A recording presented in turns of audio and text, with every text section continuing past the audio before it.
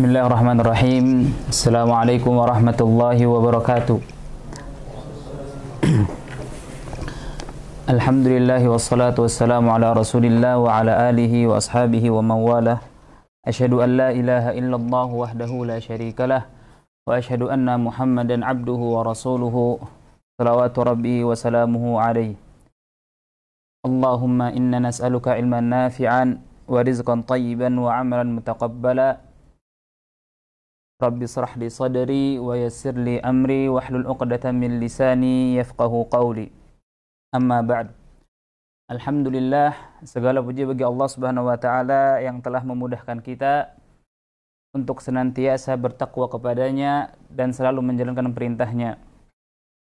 Segala puji bagi Allah Subhanahu wa taala yang telah memudahkan kita untuk menuntut ilmu di pagi hari ini. Semoga Allah Subhanahu wa taala memudahkan kita untuk selalu istiqamah di atas jalannya dan selalu memudahkan kita untuk selalu bertakwa kepadanya dimanapun kita berada. Insya Allah pada pagi hari ini kita akan melanjutkan pembahasan kitab Mukhtasar Ad-Da' wad-Dawa' lil Imam Ibnu Qayyim rahimahullahu ta'ala, yang mana sebelumnya telah dibahas oleh Al-Ustadz Abu Yaman hafizahullahu ta'ala pada pasal yang pertama. Dan insya Allah pada hari ini kita akan melanjutkan kepada pasal yang kedua. Di antara faedah-faedah yang bisa kita ambil dari pelajaran yang telah berlalu, bahwasanya sebuah doa merupakan obat bagi seorang mukmin. Telah kita ketahui bersama, setiap kita pasti memiliki hajah, setiap kita pasti memiliki kebutuhan, maupun kebutuhan duniawi ataupun kebutuhan ukhrawi. Oleh karena itu, setiap dari kita pasti sering meminta kepada Allah Subhanahu wa taala agar Allah Subhanahu wa taala mengabulkan hajat-hajat kita, agar Allah Subhanahu wa taala mengabulkan doa-doa kita. Dan di antara ayat Al-Quran yang Allah sebutkan di dalam firman-Nya, Allah Subhanahu wa taala berkata, "Ya ayyuhan nasu antumul fuqara'u ilallah wa huwal ghaniyyul hamid." Allah Subhanahu wa taala telah menerangkan kepada kita bahwasanya Allah Subhanahu wa taala merupakan zat yang maha kaya. Allah Subhanahu wa taala merupakan zat yang maha agung, yang mampu memberikan sesuatu yang mungkin dianggap bagi seorang hamba itu mustahil. Tetapi ketika Allah Subhanahu wa taala berkehendak, maka Allah Subhanahu wa taala akan memungkinkan hal tersebut terjadi. Kita sebagai kaum muslimin, juga sebagai manusia, merupakan insan yang dhaif. Sebagaimana telah dijelaskan oleh Ustaz Abu Yaman di pelajaran yang pertama, Allah Subhanahu wa taala berfirman, "Wa khuliqal insanu dha'ifa." Bahwasanya manusia itu diciptakan dalam keadaan yang lemah. Dalam keadaan yang lemah dari segala aspek, maupun dari kekuatannya ataupun keimanannya.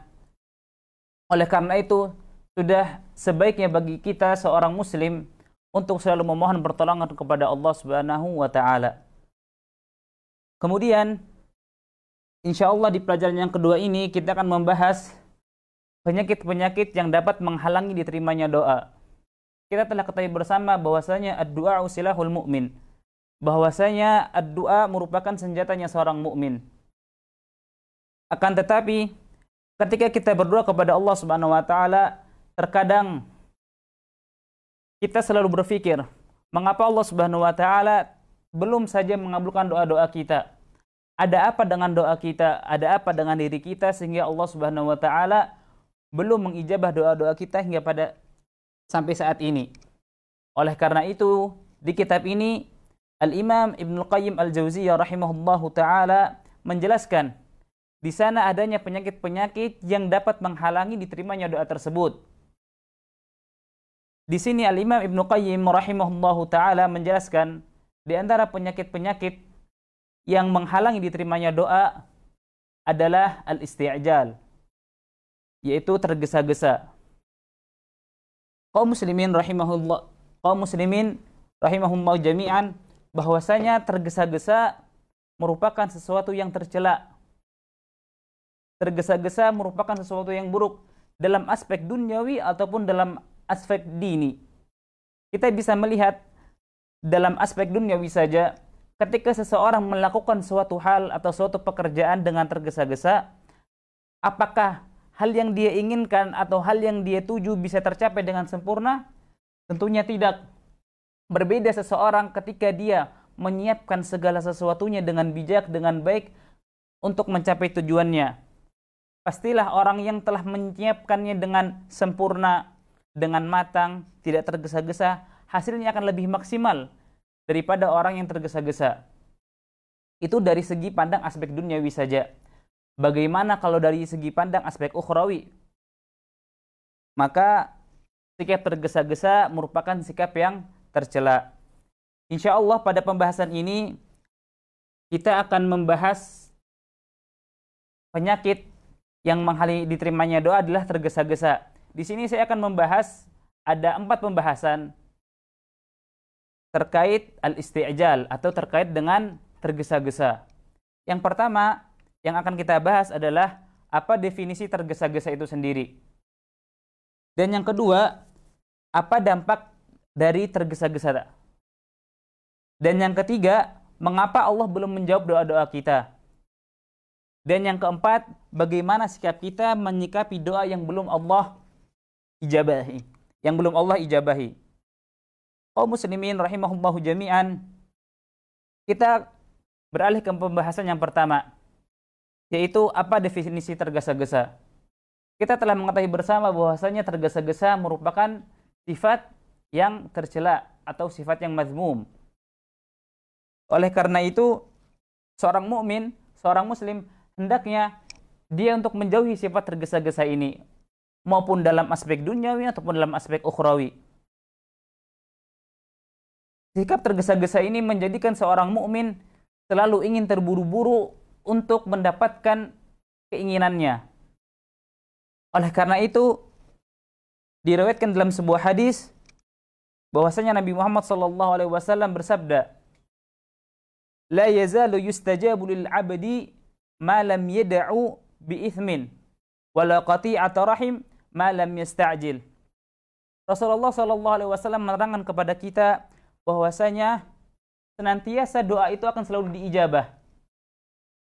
Tapi bagaimana agar senantiasa doa kita ini agar selalu diijabah oleh Allah Subhanahu wa taala? Di sana ada syarat-syaratnya, di sana ada aspek-aspeknya yang menyebabkan doa kita ini bisa diijabahi oleh Allah Subhanahu wa taala. Di antaranya yang pertama, malam yad'u bi itsmin. Selama kita berdoa bukan untuk hal-hal yang keburukan atau aspeknya kepada kemaksiatan. Kemudian wala qati'at rahim. Kita berdoa bukan tujuan dari berdoa tersebut untuk memutus tali silaturahmi antar kaum muslimin. Kemudian malam yasta'jil, dan tidak terburu-buru.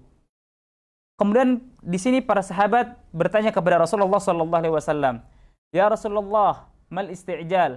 Rasulullah sallallahu alaihi wasallam menjawab, "Qad da'autu falam ara yastajibu li fayastahsiru 'inda dzalika wa yad'u du'a." Jadi bagaimana seseorang itu bisa dikatakan dia itu isti'jal atau terburu-buru dalam berdoa? Di sini Rasulullah SAW menjelaskan kepada kita, yaitu ketika seorang mukmin, seorang muslim, dia itu berdoa kepada Rabb-nya, bahwasanya saya ini telah berdoa kepada Allah Subhanahu wa taala sekali, 2 kali, 3 kali, dan berkali-kali dia berdoa kepada Allah Subhanahu wa taala. Kemudian setelah itu Allah Subhanahu wa taala belum mengijabah doanya. Kemudian seorang mukmin ini lelah untuk beribadah, untuk berdoa kepada Allah Subhanahu wa taala. Yang pada akhirnya wa yad'ud du'a. Yang akhirnya seorang mukmin itu dia meninggalkan doa tersebut. Dan inilah yang disebutkan al-isti'jal. Kita bisa mengambil faedah para jamaah sekalian dari hadis ini, bahwasanya kita lihat ketika seseorang itu terburu-buru, tergesa-gesa, ingin sekali doanya terijabah, dia pasti akan merasakan yang namanya futur ataupun lelah dalam beribadah. Oleh karena itu, ketika dia merasakan lelah, letih dalam beribadah, dia tidak sabar agar Allah Subhanahu wa taala mengijabahi doa-doanya, maka dia akan meninggalkan doa-doa tersebut. Bisa kita lihat dalam aspek mudahnya, dalam perkara duniawi saja, ketika seseorang itu sedang futur dalam beribadah, ketika seseorang itu sedang futur dalam menuntut ilmu, kita bisa lihat yang mana sebelumnya dia itu taat, Masya Allah, rajin ibadah, salat 5 waktu ke masjid, thalabul ilmi, ba'dal maghrib sampai ba'dal isya, ba'dal fajar sampai syuruk. Akan tetapi, ketika dia merasakan futur, lelah, pasti seseorang itu akan sedikit demi sedikit meninggalkan kebaikan-kebaikan yang telah dia bangun. Oleh karena itu, sudah sebaiknya bagi kita seorang mukmin, seorang muslim, untuk selalu yang namanya itu memperbarui niat. Terutama niat-niat untuk kebaikan, niat-niat untuk beribadah. Dan menjalankan segala sesuatu ini jangan diniatkan untuk mencapai tujuan kita. Di antara cara-cara yang bisa kita lakukan agar kita ini terhindar dari rasa futur, rasa lelah dalam beribadah, yang mana ibadah ini sesuatu yang luas, ada doa, ada sholat, ada puasa, dan menuntut ilmu, adalah dengan memohon pertolongan kepada Allah Subhanahu wa Ta'ala. Ketika kita merasa diri kita ini lemah, ketika kita merasa bahwasanya diri kita ini muhtaj ilallah, bahwasanya kita ini butuh kepada Allah Subhanahu wa Ta'ala, maka kita akan selalu berusaha mendekatkan diri kepada Allah Subhanahu wa Ta'ala. Dengan itu akan membantu kita untuk selalu taat beribadah. Akan tetapi berbeda kondisinya ketika seorang mukmin merasa, saya ini udah ngaji 5 tahun, saya ini udah ngaji 6 tahun, alhamdulillah, sholat nggak pernah bolong. Merasa sombong atas apa yang dia dapati sekarang, maka tinggal tunggu saatnya saja. Bahwasanya orang-orang yang memiliki sifat seperti ini, lambat laun dia akan merasakan futur. Dan ketika dia futur, seluruh yang dia bangun semua akan runtuh. Oleh karena itu, kita sebagai seorang mukmin, seorang muslim yang beriman kepada Allah Subhanahu wa Ta'ala, selalu memohon kepada Allah Subhanahu wa Ta'ala agar dimudahkan selalu bertakwa, beribadah kepada Allah Subhanahu wa Ta'ala. Oleh karena itu, Nabi Muhammad SAW telah mengajarkan kepada kita doa agar kita selalu istiqamah. Nabi Muhammad SAW mengajarkan kepada kita, di antara doanya adalah Allahumma ya muqallibal qulub tsabbit qulubana ala dinik wa ala ta'atik. Kita memohon kepada Allah Subhanahu wa Ta'ala agar kita ini selalu diberikan keistiqomahan dalam beragama, dalam beribadah, dalam menaati perintahnya Allah Subhanahu wa Ta'ala dan menjauhi larang-larangannya. Jadi inilah definisi dari tergesa-gesa, yang mana dari tergesa-gesa ini bisa menimbulkan keburukan-keburukan setelahnya ataupun berikutnya. Kemudian, para jamaah rahimani wa rahimakumullahu jami'an, bahkan para ulama al-usuliyun wal qawaid, itu ada suatu kaidah yang dikatakan dalam kitab-kitab fikih, dalam kitab-kitab usul sering disebutkan, yang mana kaidah ini sangat sinkron pada kehidupan kita.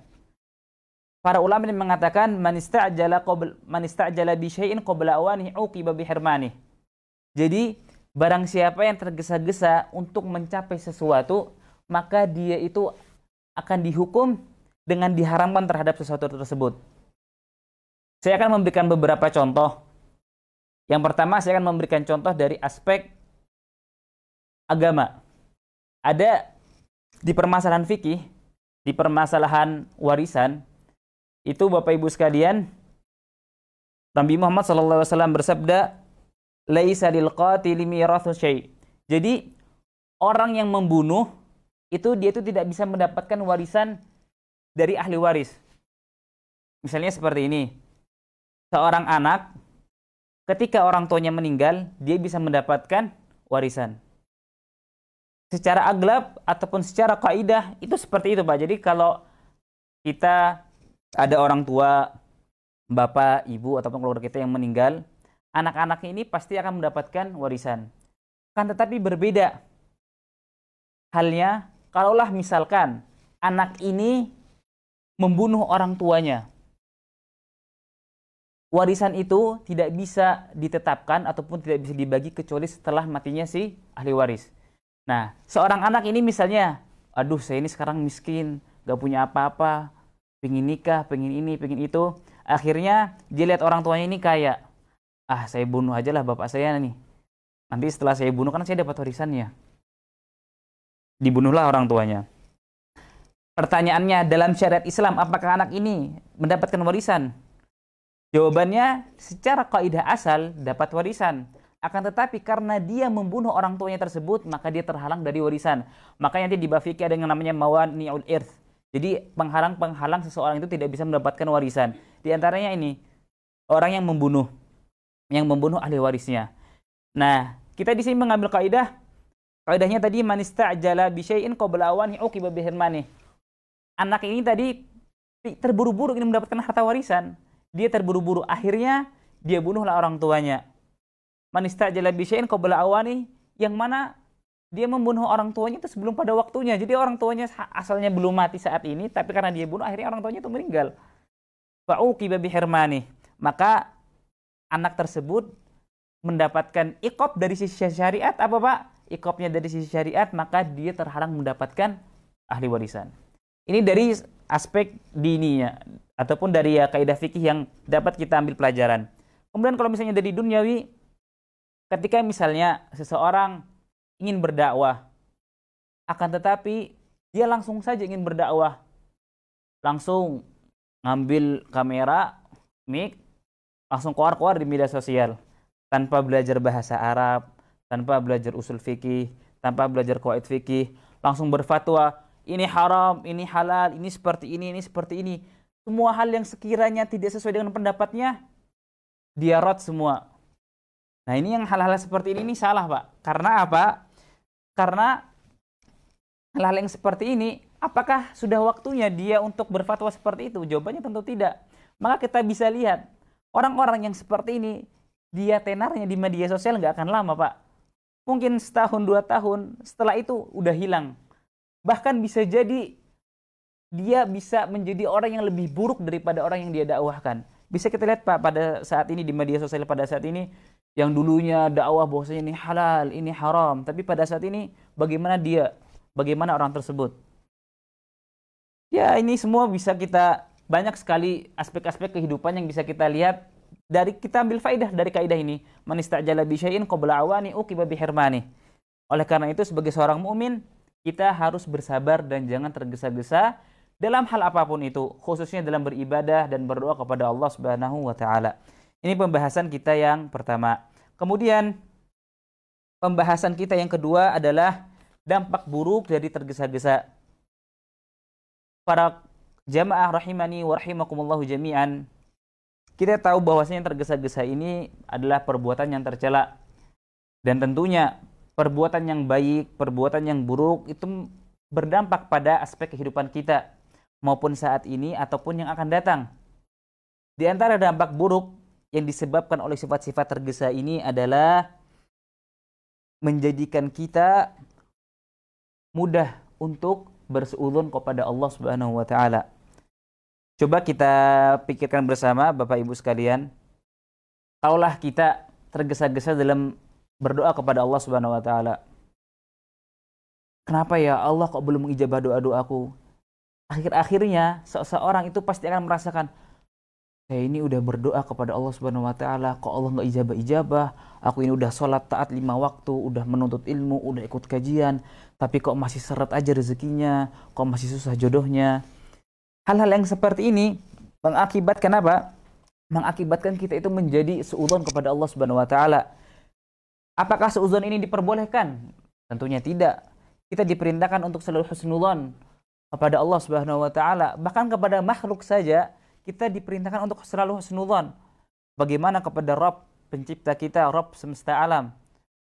Oleh karena itu, sifat tergesa-gesa ini di antara dampak buruknya yang pertama adalah menyebabkan seorang mukmin, seorang muslim itu berseuzon kepada Allah Subhanahu wa taala. Kemudian di antara dampak-dampak buruk dari tergesa-gesa ini adalah menjadikan seorang mukmin ini, Pak, dia itu akan mengatakan seperti ini. Jadi ketika dia selalu berdoa, kemudian Allah belum ijabah doa-doanya, seakan-akan dia mengatakan, ibadahku ini loh udah cukup.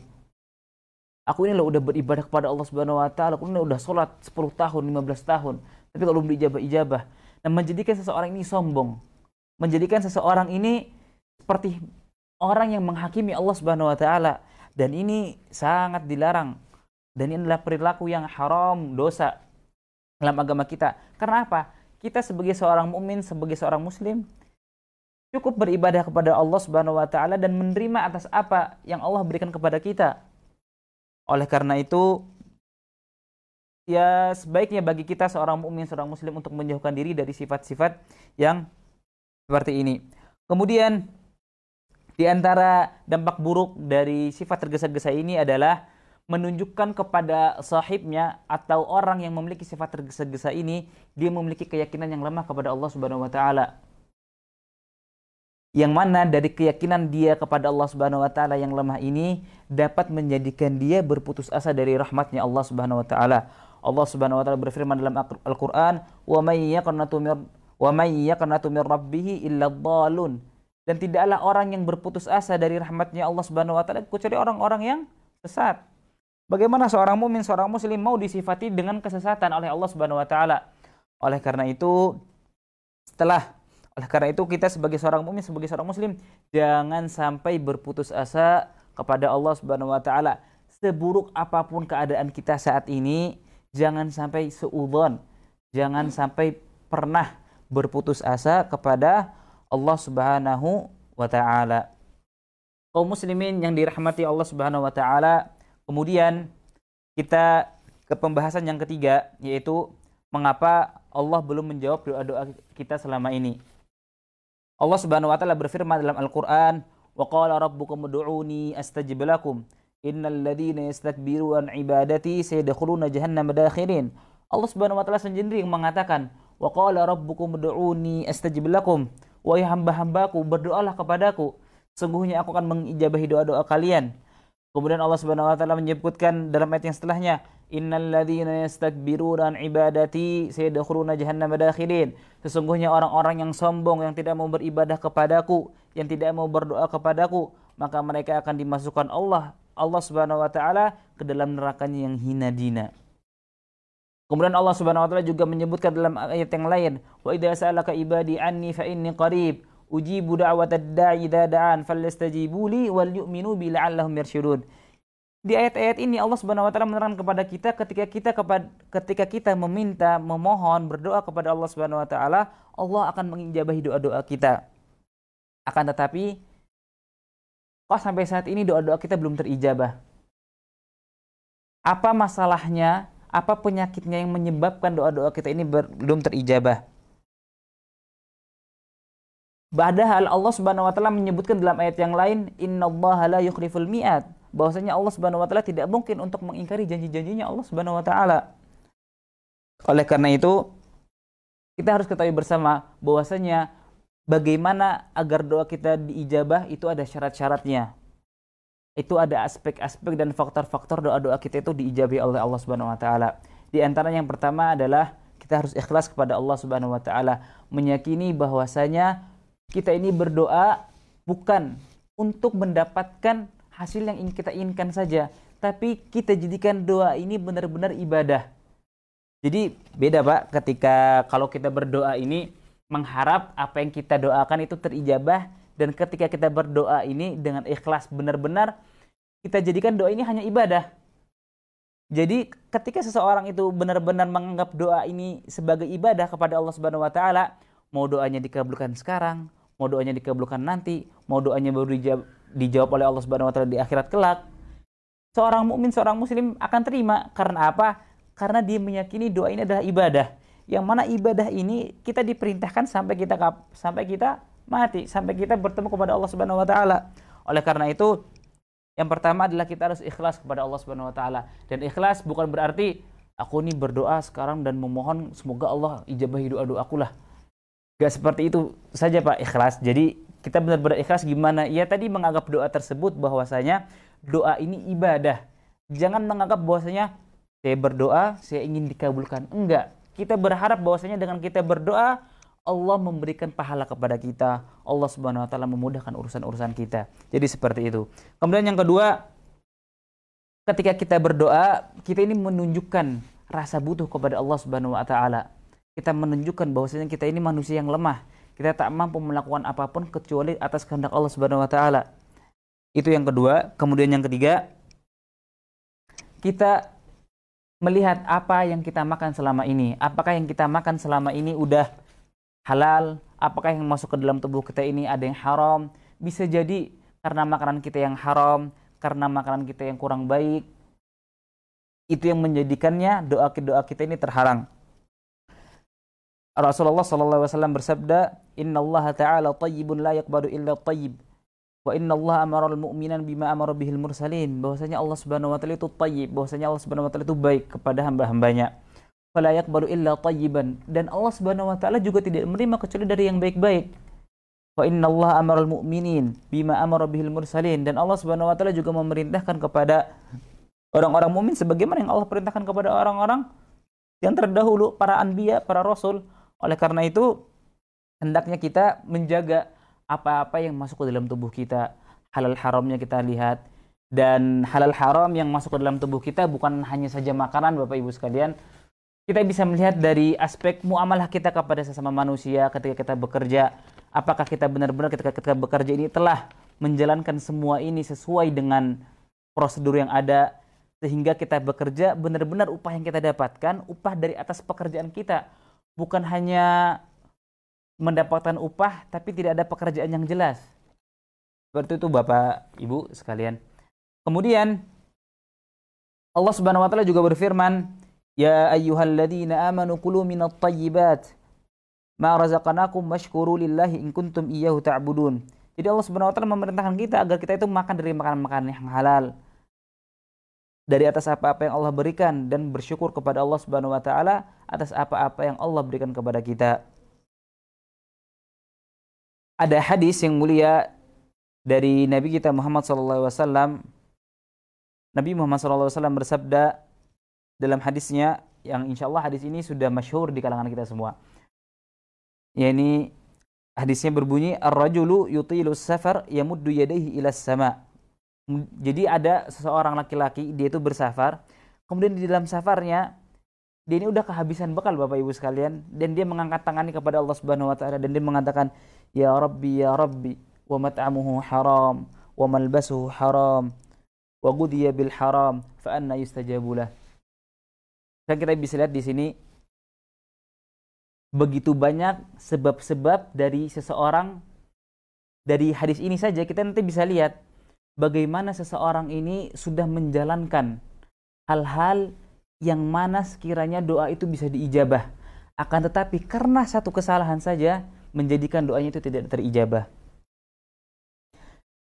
Yang pertama, seseorang ini ketika sedang safar, kita telah mengetahui bersama bahwasanya ketika seorang musafir, ketika seorang mukmin ketika dia itu bersafar, safar ini diantara sebab-sebabnya terijabahnya doa. Sebagaimana yang diriwayatkan dalam hadis Abi Hurairah radhiyallahu taala anhu, doa yang tidak tertolak itu ada 3 Bapak Ibu sekalian. Yang pertama doanya orang yang ketika bersafar, yang kedua doanya orang yang terzalimi, yang ketiga doanya orang tua kepada anak-anaknya. Yang pertama kita bisa lihat dalam hadis ini, orang ini berdoa dalam keadaan dia safar, yang mana safar merupakan aspek diijabahnya doa.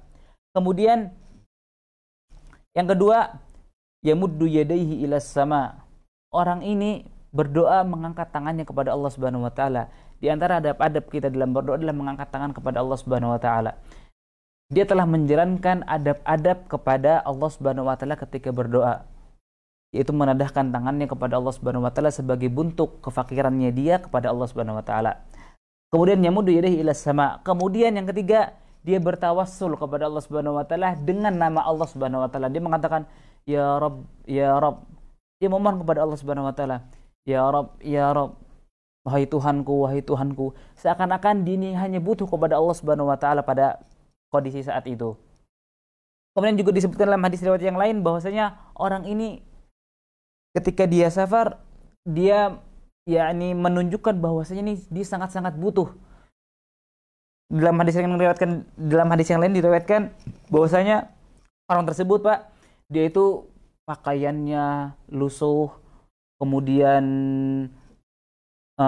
rambutnya penuh dengan gobar atau penuh dengan debu, dan dia memohon kepada Allah Subhanahu wa taala. Kita bisa lihat di sini orang ini ketika dia berdoa kepada Allah Subhanahu wa taala, dia menunjukkan dalam keadaan hina dina ketika safar. Dia merasa lemah, dia mengangkat tangannya kepada Allah Subhanahu wa taala. Kemudian dia menunjukkan sikap bahwasanya dia ini enggak memiliki apapun. Dia berdoa dalam keadaan hina dina di hadapan Allah Subhanahu wa taala. Kemudian dia udah mengatakan ya Rabb, memohon kepada Allah Subhanahu wa taala. Akan tetapi Allah Subhanahu wa taala belum mengijabah doa-doanya. Karena apa? Kita lihat setelah hadis ini disebutkan wa mat'amuhu haram, wa malbasuhu haram, wa ghudhiya bil haram, fa anna yustajabu lah. Makanannya dia itu haram, minumannya dia itu haram, apa-apa yang dia gunakan itu haram. Bagaimana Allah ingin mengijabah doa-doanya? Kita bisa lihat di sini. Orang ini saat dalam keadaan safar, sudah memohon kepada Rabbnya dalam keadaan muhtaj, butuh. Kemudian menunjukkan diri yang hina kepada Allah Subhanahu wa taala ketika berdoa. Kemudian udah bertawasul dengan nama Allah Subhanahu wa taala. Tetapi karena satu kesalahan saja Allah belum mengijabah doa-doanya. Bagaimana dengan kita saat ini? Apakah kita udah yakin makanan yang kita makan ini halal semua?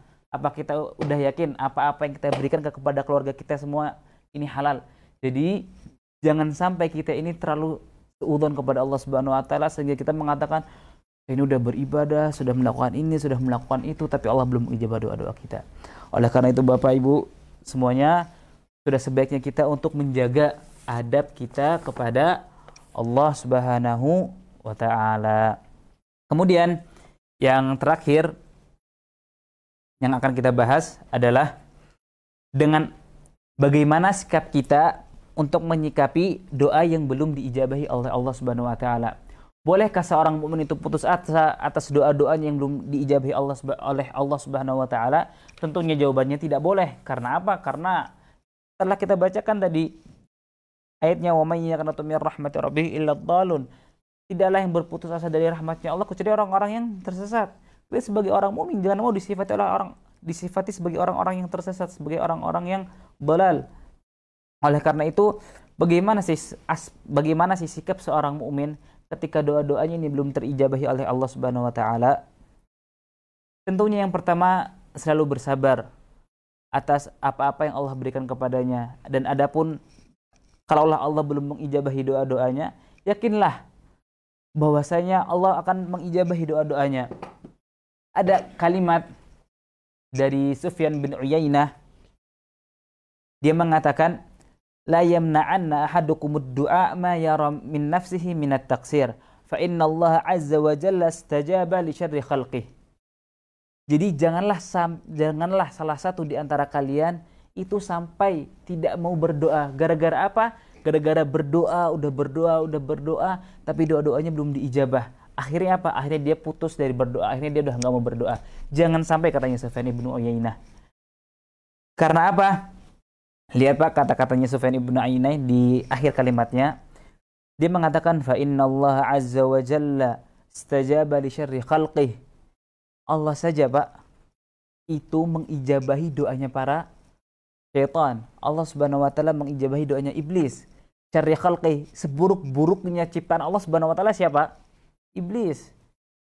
Di surat Al-A'raf disebutkan Allah Subhanahu wa taala berfirman, ketika itu para syaitan, para iblis mengatakan kepada Allah Subhanahu wa taala, "Rabbi fa'anzirni ila yaumi yub'atsun." Memohon agar dia itu ditangguhkan oleh Allah Subhanahu wa taala sampai hari kiamat. Lihat ayat setelahnya Allah mengatakan apa? Allah Subhanahu wa taala berfirman, "Qala fa innaka minal munzirin." Bahwasanya kalian termasuk orang-orang yang aku tangguhkan. Ini Pak, syaitan yang berdoa agar ditangguhkan oleh Allah Subhanahu wa taala, tidak dimasukkan kepada nerakanya dahulu. Langsung Allah ijabah. Qala fa innaka minal munzirin. Allah langsung, oke, saya tangguhkan kalian. Ini yang berdoa siapa Bapak Ibu sekalian? Yang berdoa iblis. Syarri khalqih, seburuk-buruknya ciptaan di bumi ini. Akan tetapi Allah masih mau mengijabahi doa-doanya. Bagaimana untuk kita saat ini? Kita sebagai seorang muslim udah taat beribadah kepada Allah, berusaha menjauhi larang-larangannya, berusaha taat kepadanya, berusaha untuk selalu makan yang halal, menjauhi yang haram. Tidak mungkin bagi Allah Subhanahu wa taala menelantarkan hamba-hambanya yang selalu beribadah kepadanya. Yang paling terpenting bagi kita agar selalu yakin kepada Allah Subhanahu wa taala bahwasanya Allah Subhanahu wa taala akan mengijabahi doa-doa kita. Oleh karena itu juga sudah sewajarnya bagi seorang mukmin jangan selalu beranggapan doa itu harus diijabahi dengan sesuai apa yang kita inginkan. Misal, saya berdoa pingin dapat istri 4, tapi ternyata istri saya cuma 1. Apakah doa itu berarti belum diijabahi oleh Allah Subhanahu wa taala? Enggak, Bapak Ibu sekalian. Jadi disebutkan dalam satu hadis yang diriwayatkan oleh Imam Ahmad dan Abu Ya'la dari Abi Sa'id Al-Khudri rahimahullah radhiyallahu anhu, bahwasanya Rasulullah sallallahu alaihi wasallam ini bersabda, "Ma min muslim yad'u Allah bid'awatin laisa fiha ithmun wala qati'atu rahim illa a'tahu Allahu biha ihda thalath." Nih di sini kita ada pelajaran yang sangat berharga di sini. Nabi Muhammad SAW bersabda, tidaklah seorang muslim ketika dia itu berdoa kepada Allah Subhanahu wa taala dengan sebuah doa yang di dalamnya tidak ada kemaksiatan, tidak ada dosa, dan tidak ada permintaan untuk memotong tali silaturahmi, illa a'tahu Allahu biha ihda thalath. Jadi doa itu, terijabahnya doa itu bisa karena bisa terjadi antara 3 ini, Bapak Ibu sekalian. Yang pertama, an yu'ajjila lahu du'a. Jadi bisa aja doanya ini langsung Allah kabulkan. Ya Allah, saya pengen mobil. Akhirnya dia berdoa kepada Allah Subhanahu wa taala meminta mobil, akhirnya Allah mudahkan dia, berikan dia mobil. Jadi ijabahnya doanya dia sesuai dengan apa yang diinginkan. Ini yang pertama. Kalaulah bukan dengan itu, wa imma an yaddakhiraha lahu fil akhirah. Kalaulah bukan itu yang Allah berikan, maka Allah Subhanahu wa taala akan menyimpannya dan Allah Subhanahu wa taala akan membalasnya di akhirat kelak. Oleh karena itu, Bapak Ibu sekalian, yang tadi saya sebutkan di pelajaran yang pertama, kenapa kita ini berdoa ini harus ikhlas. Kita ini sebagai seorang mukmin harus melihat doa ini sebagai ibadah. Jangan doa ini hanya sebagai memohon, meminta. Jangan sampai seperti itu saja. Jadi kita ini sebagai seorang mukmin menganggap doa ini ibadah. Ketika kita menganggap doa ini ibadah, mau doa kita dikabulkan sekarang, tahun depan, besok, atau Allah bahas di akhir kelak, kita tidak akan pernah merasakan yang namanya putus asa, atau tidak akan merasakan yang namanya kok saya selalu berdoa tapi nggak Allah kabulkan. Jadi kita ini selalu termotivasi untuk berdoa bukan karena hal-hal tersebut, tapi kita termotivasi untuk berdoa karena apa? Karena kita tahu doa ini ibadah, sebagaimana sholat ibadah, kita sholat 5 waktu, doa ini juga ibadah. Jadi seperti itu. Dan yang ketiga, wa imma an yansarifa anhu minasu. Ataulah Allah Subhanahu wa taala tidak mengijabahi doa-doa kita, Allah juga tidak menyimpankan doa-doa kita ini untuk dibalas di akhirat, akan tetapi Allah menjauhi kita dari keburukan-keburukan yang akan menimpa kepada kita. Kita bisa lihat, Bapak Ibu sekalian, sering sekali saya pun merasakannya, dan saya yakin juga semua kaum muslimin juga merasakannya. Ini saya mengatakan, alhamdulillah ya, coba aja kalau saya begini, pasti aku sudah kayak fulan ini. Coba aja aku tadi nggak belok kanan, udah ketabrak mobil ini. Sering nggak kita ngucapin hal-hal yang seperti ini? Pasti sering ya, mau dari diri kita sendiri ataupun kita dengar dari orang-orang terdekat kita pun dari orang-orang lain. Bisa jadi itu semua karena apa? Ini semua adalah bentuk terijabahnya doa-doa kita yang belum diijabah oleh Allah Subhanahu wa taala. Allah hindarkan kita dari begitu banyaknya keburukan yang akan menimpa kita. Oleh karena itu, Bapak Ibu sekalian, marilah kita bersama-sama untuk selalu melihat bahwasanya doa itu adalah ibadah. Bahwasanya kita ini diperintahkan Allah Subhanahu wa taala untuk beribadah kepadanya sampai kapan? Sampai mati. Oleh karena itu, mau doa kita diijabahnya sekarang, besok, tahun depan, ataukah tidak diijabah, alhamdulillah. Doa ini ibadah. Mau diijabah, alhamdulillah, nggak diijabah kita dapat pahala. Jadi seorang muslim melihat doa ya seperti itu. Jadi tidak terlalu berharap, juga tidak, ya kita biasa-biasa saja melihat doa ini sebagai ibadah, sebagaimana ibadah sholat dan yang lain-lainnya. Oleh karena itu, Bapak Ibu sekalian, Al-Imam Ibnu Qayyim rahimahullahu taala di sini menjelaskan di antaranya penyakit-penyakit yang menghalangi diterimanya doa adalah tergesa-gesa.